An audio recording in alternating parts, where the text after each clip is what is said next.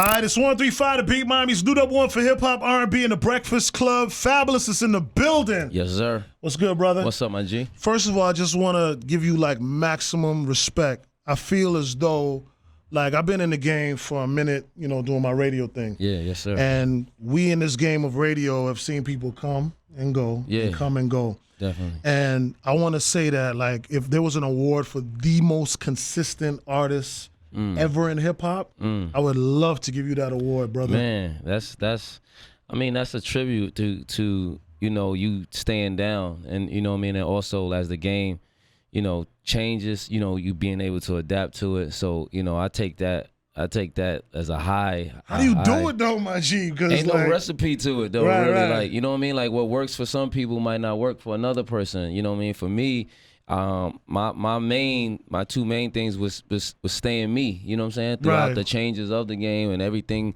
switching up, I stayed me, but also just adapted to it too. Like, you know what I mean? It's not as things do change, you do gotta like, all right, let me see how I can put myself in this space. You know what I'm saying? So that's what I pretty much do. You know what I mean? I stay who I am, but I also make sure that I'm adapting to what's going on around me. On top of your longevity in the business, your consistency in the business, I would say like you and Fat Joe have something really special when it comes to that. You know what I mean? Yeah.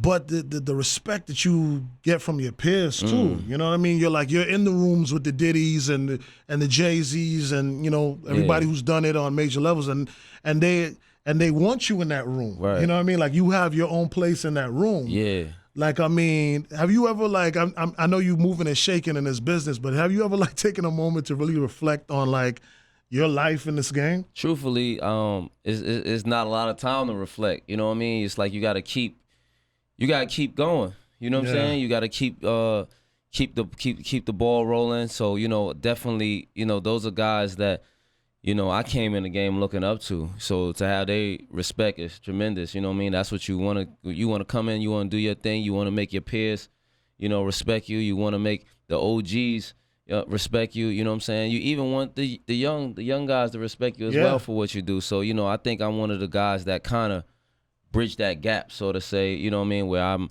you know, not completely all the way on this side and I'm not on this side. So, you know, I'm there and I get a lot of love and respect and I appreciate that, you know what I mean? So from wherever it comes from. You know Holla Back, Youngin', Breathe, the joint with Tamia. I mean, you've given us so many classics along the way. And I feel like, you know, you just kind of like spoon feed us these joints but they last throughout, you know what I mean? I definitely come from that era too where you know, the music that you was making, you put a lot into it. So it was like, that's how I think a lot of the music from the 2000s, the 90s, 2000s, the early 2000s, you know, those made those classic hits, those classic radio records, you know what I'm saying? And I was lucky enough to come in at that time and, you know, take all the, you know, all of the juice and all of the vibes and all of the gems and everything that was from that era, you know what I'm saying, and be able to continue to use them today. You know what I'm saying? I've been able to brag about you as well because as a kid coming from Brooklyn, shout out to Brooklyn one time. Always. Always gotta as let a kid that fly. coming from, you know, like Crown Heights, like your metaphors has always been like where you've bodied everybody, you know what I'm saying? And then now looking, you know, at other artists who've come, you know, after you and who are kind of leading in the game metaphorically in a sense. Like, you know, I'm not comparing you, but like if I had to say, I would say like the Drakes and the Big Seans and the people because you've been kind of like established that. Definitely. That's like a style almost that you always had. That's definitely always been a part of my style, like, you know, in my flow. And like you said, it's for me, it was like that was the part of being me, you know what I'm saying? Being Fab, you're gonna look for certain things from certain artists. So when you look at Fab, you're like, yo, he gonna give me some wordplay, he gonna give me some metaphors. He might make me say, ooh, that line right there was crazy. You know, that became my thing. You know what I'm saying? So, shout out to all the guys, and I love that. I'm a fan of that as well. So not even just me, like you said, Drake's and Big Sean's, and you know all the guys that have that style. Like, you know, man, I'm listening and paying attention too. You know what I mean? So, and enjoying it the same way. So Summertime Shootout 3. Like this is now like you haven't released the album in a while. Yeah. So tell me like what what was your thought process, putting out this body of work, and why did you feel like now was the time? Well, I put out 2 mixtapes. This is part 3, Yes. so this is like the 3rd installment of this mixtape series. And the first 2 was through like the mixtape sites and stuff like that. But now what you see, like what I talked about adapting to the game, is that everything's went digital. So it's more like the streaming services and the and all of the digital platforms that are having music, even down from YouTube and all of that stuff. Like what I wanted to do was usher my way in, but I wanted to use the mixtape series where kind of curated a base, curated people knowing what the project was about, right, and bring them over to this digital platform. And I thought it would be a good idea. Also, just even down from coming out on the holidays, that was a thing that I always did. So I wanted to bring that back. Yeah. And have people, people at home at that time. You get to wine, you get to chill a little bit. Yeah. You know what I mean? After Thanksgiving, you might have just finished turkey and football, and now you just want to wind down and you pop in some music, or even if you want to get away from some relatives, that came over for the holidays, you go in the other room and pop in some music. So I just was trying to provide a vibe for that. You know what I'm saying? And I think that's what it was more about when I say like adapting to the times too, was just taking what you already been doing and adapting it to now. That's genius, because if you look at it, that's like really you're doing things full circle, because to me you kind of came out on the mixtape tip with the clue and everything. So to handle it this kind of way was kind of like genius, you know what I mean? And mixtapes now are like playlists. Yeah. The playlists are the mixtapes, basically, what I meant to say actually. So the playlists, whether you make them or Apple makes them or Tidal makes them, like it's kind of like a mixtape flow of songs that you just, sonically vibe through. You know what I'm saying? Talking about that, my show producer Annie wants to know, when will she get another soul tape? Oh man, I've been trying to figure out, like I said, I try to do these tapes like in 3s. So, but I do got an idea to bring this, since the soul tape never was an actual like digital project or project, it was only in the mixtape form. I do got an idea that I'm gonna do, but I can't put it out there yet because it's not ready. And in this era, you can't say nothing until you're ready to. They gonna troll you. They gonna hold you to it. They gonna see you in the streets, run down on you. She's one of them. Trust me. Right. You know what I mean? She'll be like, "Where's my soul tape?" Like you told us on Papa Keith's show that you like. Right. I don't want nobody. I don't want no smoke. So when it's ready, I'll get y'all. You know what I mean? Listen, on this album, man. I mean, the lineup of artists that you invited to collaborate with you. You've collaborated so well for other people. First of all. Like when you hit the assist on somebody's work, I mean, you deliver. Right. And then when I got the list of artists that you allowed to work with you, I was like, wow, this is amazing. Yeah. I'm looking at Meek Mill, A Boogie, Tory Lanez, Davido, Chris Brown, Roddy Ricch. And, was there any thought process on who you chose to work with on this project? Well, a lot of it, I wanted to work with a lot of the guys who, not all the way super young, but some of the next generation of stars and the next generation of guys who make music that I enjoy. You know what I'm saying? So that's where the Meeks and the Durks and A Boogie and Roddy Ricch and some of the guys are fresh and brand new. Like Roddy Ricch, I kicked it with him recently in L.A. He had his first birthday party for his 21st birthday, and he's like, "Yo, man, I ain't used to having parties, man. I don't throw parties." Right. And I'm like, "Man, you better get used to it." You know what I'm saying? Because with success comes some parties. You know what I'm saying? So he was like, "Yeah, I could dig it." You know what I'm saying? But I was just like, "Yeah, just keep going." You know what I'm saying? Like even this is your first. There's a lot of things that's gonna be your first, but I'm sure it won't be your last. You know what do you think it is about you that you really like? I mean, I know we just kind of talk about it already, but it just amazes me how you can transcend so well between the different artists. Like again, you hang with Jay, you can hang with Roddy Ricch, you're relatable to both of them, and you can work with both of them. Man, it's I don't know. I think it's somewhere in between. I become like the guy who bridges the gap a little bit, and even musically or fashion wise or whatever they connected to, what I mean, it kind of just bridges the gap. I remember somebody told me, excuse me, somebody told me that they was listening to like a Fab playlist and it went from like Bow Wow to the Lox. It was like, yo, how can you feature with Bow Wow and then the next song come on, you was featured with the Lox, and that was, I even looked at it. I was like, damn, that's like a nod to my diversity. You know what I'm saying? Facts. To me being able to cater to different worlds, because a lot of artists can do that, you know what I'm saying? Or a lot of artists can't make radio records and make mixtape records. Yeah. So you know what I mean. So it's a lot of things that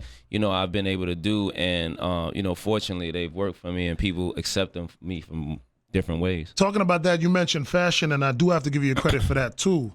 As far back as the basketball jerseys, which are coming back around again now because the baby's rocking a lot of basketball jerseys. Those are things, you took a lot of the New York, Brooklyn Everything swag. come back full circle too, though. You know what I mean? Because remember we used to have the Gucci, all and of the that lettering. come back. All of that come back. But I saw you too. Funny enough, you were traveling somewhere. I don't know if it was Dubai or somewhere out there, and you took a picture and your luggage and everything, you was just swagged out heavy. Yeah, I mean, I just always like to be, I don't even, the whole word fashion, I just like to be, I think fashion really embodies how you like to look and your comfort. You know what I'm saying? Whatever's comfortable to you. I don't think, some people try to box fashion where you got to look like this to be fashionable. And I don't really dig that. I really feel like, whatever your style is and what works for you, and, certain things that make you feel good about yourself. It's like when you get a new pair of kicks, like you got a different walk with you. Like, you know what I'm saying? So it's really down to that to me. It's really down to comfort and what makes you feel good. You know what I mean? It plays such a role in our life too, because even I remember when I was going to school in Brooklyn, it was all about low. Low lives, D-steps. Everybody used to wear polo, all day, every day. And what I will say is about what you look, it's your first representation of yourself. Facts. You know what I'm saying? Like before you say a word, sometimes people just look at you. You know what I'm saying? And then everything that comes from after that is after that. But if you got on your outfit that you put yourself in, like your vibe into, people will get, they see how you dress, they know how you are. You know what I'm saying? So I think I attribute that to fashion. I attribute like it speaks for you too. You know what I mean? Yeah, your range is amazing, brother. From slow jams to faster songs to songs that motivate the woman. We got all that on the Shootout 3 too. I'm still showing y'all. I'm doing all that. We got radio. We got some personal joints on there. We got some just spitting mixtape fab field joints on there. We got some radio joints on there. We got everything, man. Like, and that's kind of like where I wanted it to vibe. Like, I wanted it to just be a vibe where you could keep going through the joints like it's a playlist. You know what I mean? Well, I know Bombs right now with Jeremiah and DeVito is like, and Choosy. That's like that's she like loves Choosy. Well, I couldn't understand because I thought y'all let that out first and then y'all kind of pull back on it. Nah, we let Choosy go first, and then we had Bombs actually became after it because I wanted to like show people like, all right, mixtape fab is still here too. You know what I'm saying? Got you. Choosy's such a good vibe, and it's like it's something where I wanted to do something different. I wanted to connect internationally. And I also just wanted the first record to not be something that you already just expected from me. I wanted you to be, whether you felt it was good or bad, or whether you felt like this is different, it's still, when something is different, it catches your attention. Facts. So that's what the point, that was what our point was with putting that out. And then, Moms came after it because I'm like, all right, I don't want my core and my people who really, listeners think I went left. Right. So we gave it there. But Choosy is growing. But it works because people are playing both. Yeah, you know what I mean? And like I said, internationally it's a huge record, and I just did a bunch of drops for a lot of African radio stations because the record was growing so much there, you know what I'm saying? And shout out to DeVito, he's on the record, you know what I mean? He put that vibe in there, and I shot the video in Cape Verde, dope, off the coast of Africa. So you know what I mean? Like we even down to there, we met the people there, met the Prime Minister there. That's when I seen the outfit and the luggage. You were in Cape Verde. Now it come full circle. That was exactly it. Word. Hey, listen, Fab, again, man, this is an honor. I'm happy to have this opportunity to not just to interview you and to talk about what you got coming out, and definitely have everybody to support and my audience and my fans know, like, when it comes to artists like this and artists that I mess with, I encourage y'all to buy it. Streaming is aight, but like, if you really support an artist, buy it. Like, I'm buying it. I'm buying it for my team. You know what I'm saying? That's what we do when we support artists. We buy their music. Right. You know what I mean? So I'm encouraging everybody that when it drops on that Black Friday to go out. Papa Keith said so. You know what I mean? No other reason, because he said so. Go Big get facts, that. Man. Go get Summertime Shootout 3. Continued success, brother. And I'm just, again, I was going to say that I'm happy to have the opportunity to tell you how great I think you are, bro. Thank you, and man. thank you for repping like my hometown and everything that you do. You make me and so many people proud. It's Brooklyn forever. Yeah. I don't care where we go. You know what I mean? Big I go to Japan. I go to Australia. I say it's Brooklyn in the house. Somebody one hand. Yeah. I don't care where you go. It's one Brooklyn in the house. So definitely, man. But thank you so much, man. Always, we appreciate what you've done for the music industry, man, and continue success. Thank you. And Black Friday is out, man. We've been waiting. Yes, sir. Summertime Shootout 3. Yes, sir. Pick it up. Do not stream it. Buy it. Show the real love to the artists that you really support, man. That's how they can really continue to be successful and continue to do what they do and deliver the music, man. So y'all go and cop that on a real level, all right? Fabolous. Thank you, man.